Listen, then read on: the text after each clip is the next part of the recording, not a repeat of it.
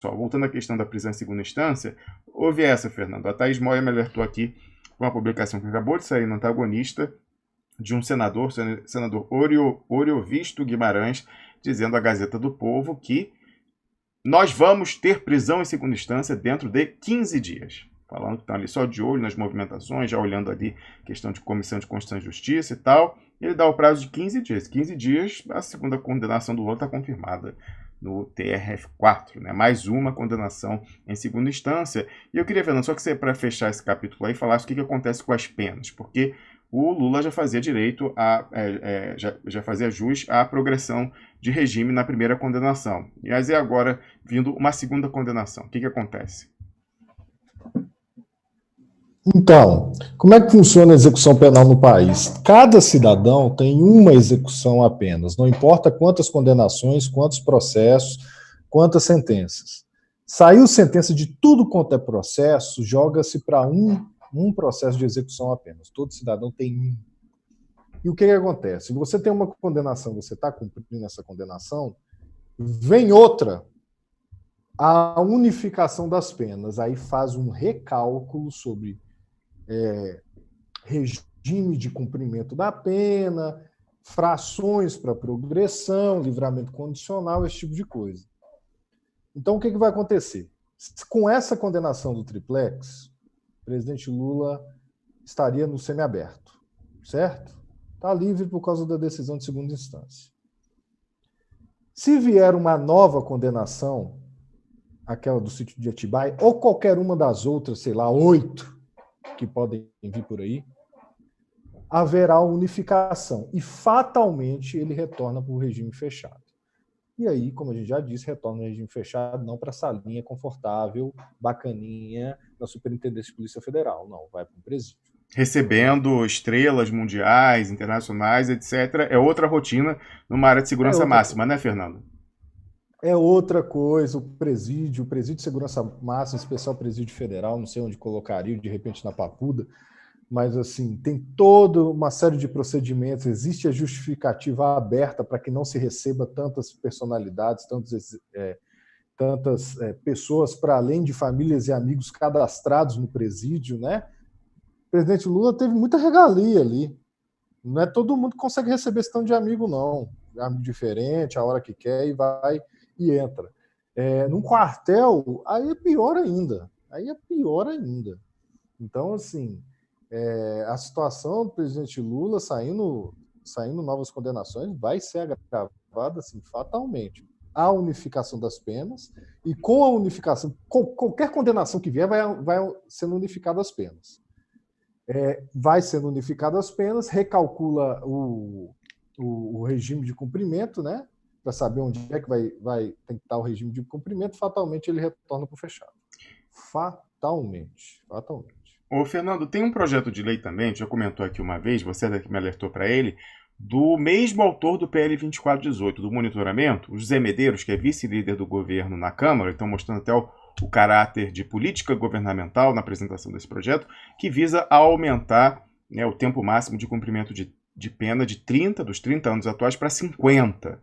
Fora isso, quer mudar também o regime as regras para progressão de regime, que hoje em dia, né, grosso modo, ali com 1/6 da pena você já começa a progredir, que é aumentar para 4/5, só depois do cumprimento de 4/5, então 40 anos. Vamos dizer que a pessoa está na pena máxima, ela progride nos 50 anos, ela progride quando ela fizer 40, aí ela faz direito, para ilustrar um pouquinho.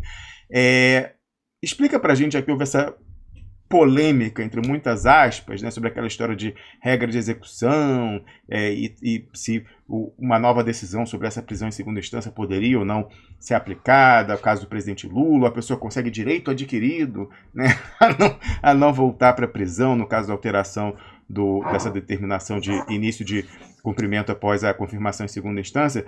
Explica para a gente o que acontece se esse projeto do José Medeiros, né, que é muito próximo do Sérgio Moro, se for aprovado esse aí, aumentando o limite para 50 anos, a pessoa só progredir com 4/5 da pena cumpridos. Lembrando, obviamente, que o presidente Lula já está em idade avançada, mas se a gente somar todas as condenações, se vierem, né, e tudo leva a crer que virão, ou viriam, né, em princípio, 10 processos diferentes. Se ele vivesse 200 anos, quer dizer, pelo menos 50 anos, né, é o tempo máximo. Se ele vivesse mais 50 anos, estaria preso até os 120 anos, por exemplo, né, Fernando? Explica pra gente o que acontece se for aprovado esse projeto de lei. Então, o que acontece? Aí você tem basicamente duas coisas diferentes. Primeiro, aquilo que a gente havia conversado na quarta-feira. Veio uma nova PEC, enfim, PL, enfim, uma articulação, aprovando a possibilidade de execução após decisão de segunda instância, seja forçando o trânsito de julgado, seja com uma PEC completamente inconstitucional, o que vier, essa norma, que em tese é norma de natureza processual penal, na minha avaliação, não deveria acontecer isso com ela, mas é o que vai acontecer, pela posição amplamente majoritária. Essa norma que tem uma característica, tem uma natureza eminentemente processual penal, ela passa a valer imediatamente. Ela não tem aquelas regrinhas de princípio da anterioridade, retroatividade benéfica. A lei só pode retroagir para situações anteriores à sua existência se ela for para beneficiar o réu. Não, processo penal aplica direto. Seja uma lei que endurece, seja uma lei que afrouxa, né? Aplica diretamente. Sou contra esse entendimento, mas é eu seguindo os ensinamentos, por exemplo, de um cara como Auri Lopes Júnior, mas é os gato pingato, que achamos que essas normas, exatamente porque elas têm repercussões de natureza penal, apesar de serem processuais penais, elas têm repercussão de natureza penal, elas não retroagiriam. Elas não deveriam retroagir, salvo para beneficiar. Mas isso é um entendimento ultra minoritário. Aí você está fazendo uma distinção entre o seu papel de militante, né, do seu papel de analista que conhece a jurisprudência, conhece o meio jurídico e sabe o que é. Você não gostaria que fosse assim, mas é assim. A gente luta para tentar construir, mudar a correlação de força dentro dos tribunais, na própria doutrina, né, nas pessoas que escrevem sobre o direito processual penal, mas nós somos minoria da minoria. Amplamente majoritário, amplamente pacífico norma de natureza processual penal passa a valer no momento que ela entra em vigor, seja para processo que já começou, seja para processo que ainda não começou, que vai vir lá na frente.